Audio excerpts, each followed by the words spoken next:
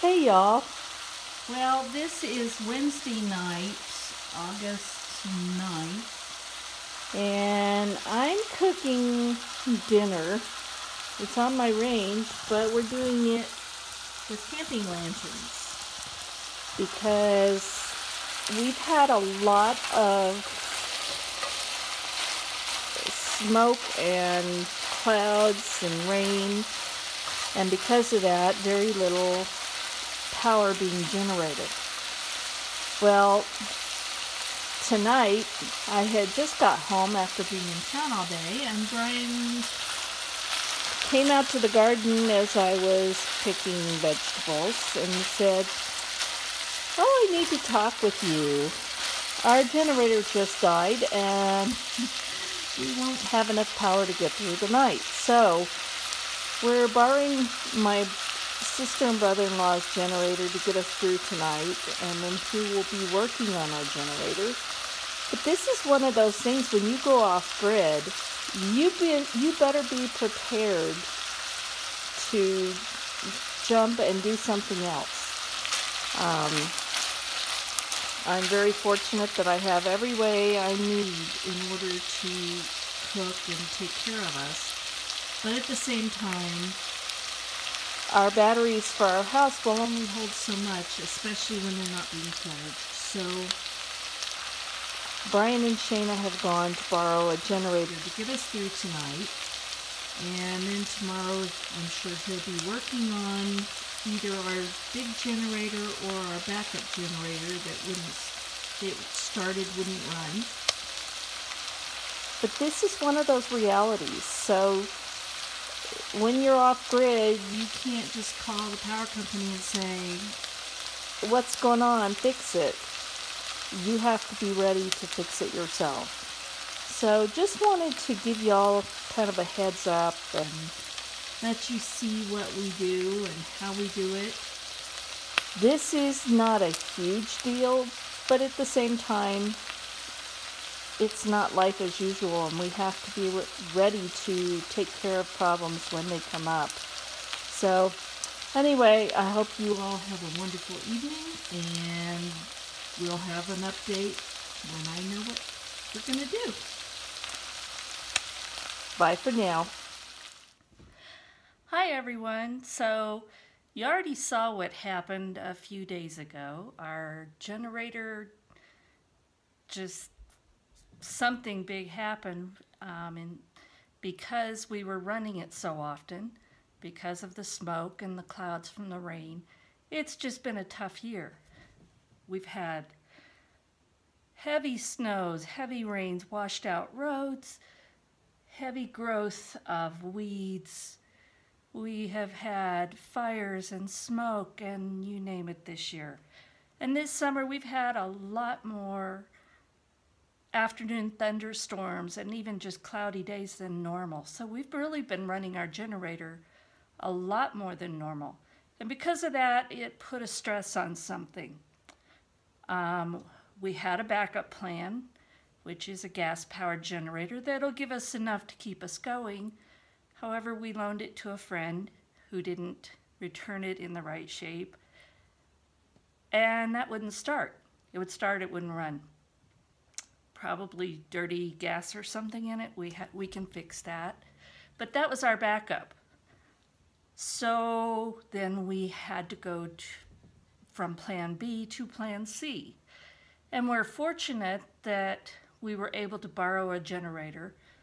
We borrowed my sister and brother-in-law's generator from where they're building their house. So we were able to charge up the batteries, keep going, and we've had a couple of sunny days, a little light hazy smoke, but at least we're getting power made. So it turns out that all of this extra running of the generator, somehow the belt got off balance. One of these simple little things, about $10 a piece, that shut us down, or could have, and fortunately we had plans that worked. But what this made me think of is this little $10 part could have caused us big problems. We both work at home. using electronics. We have to have power in order to do our work. So we have to keep that going unless things just really are bad and everybody's down, then that's different. But we still work, so we have to have power to keep our work going.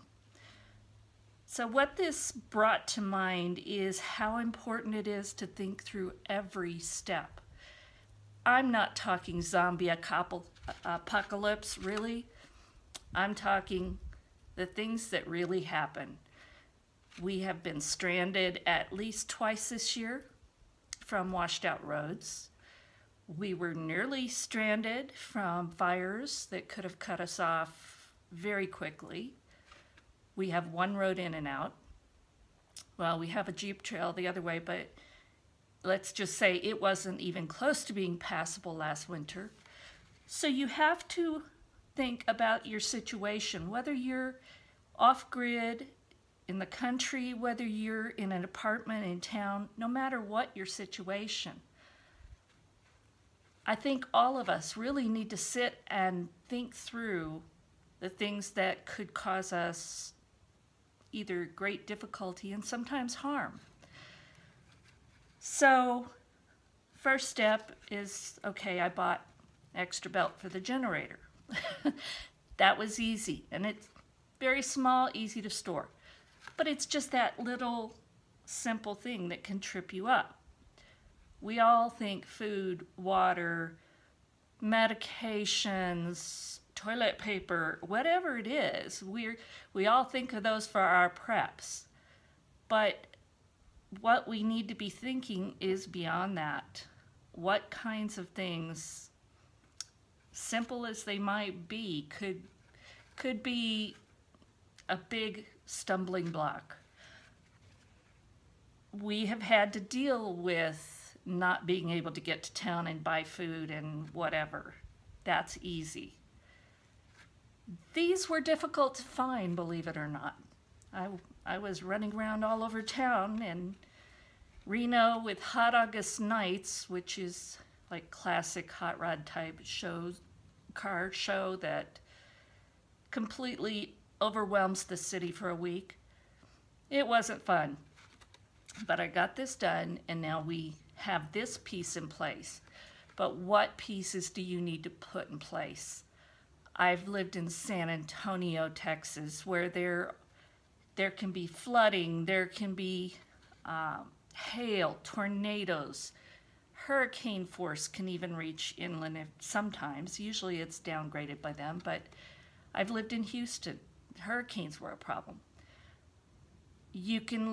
I've lived in Colorado, and there you have the fires, you have earthquakes, you have tornadoes, you have hail. I've lived in California, where you have the earthquakes and fires and floods, and every place has something, whether it's blizzards or whatever it is. Every place has its own unique problems. So when I think of preparing or preps, I think of the things that are gonna be realistic for us. And you know, we've had a few of them this year.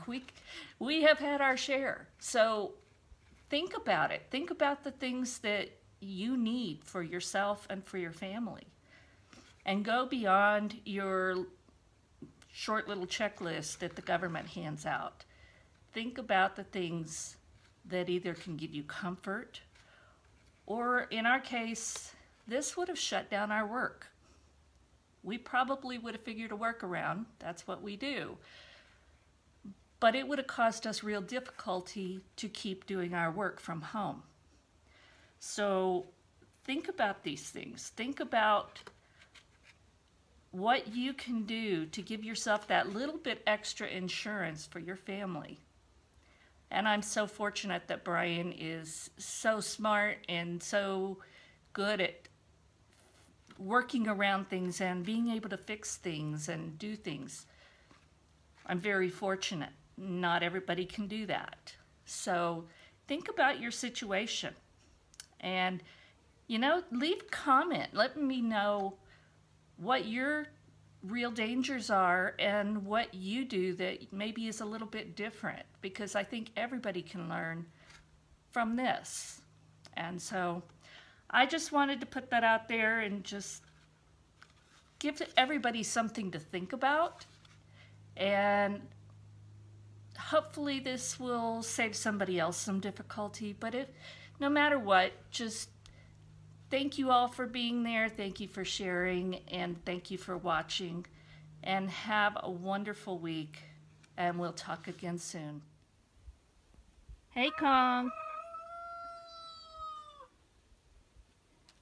Whenever I come outside to the garden or stand at this door, Kong watches for me, and he'll crow at me and look at me and talk to me. He's such a funny rooster. He's huge, and he has so much personality. But he also likes that I tend to bring him treats from the garden. So he's just something else. Just a quick view of the wild horses and their babies that I've been seeing this week. Thank you for watching, and if you enjoyed the video, please give me a thumbs up and subscribe and share with your friends. Thanks, and have a blessed week.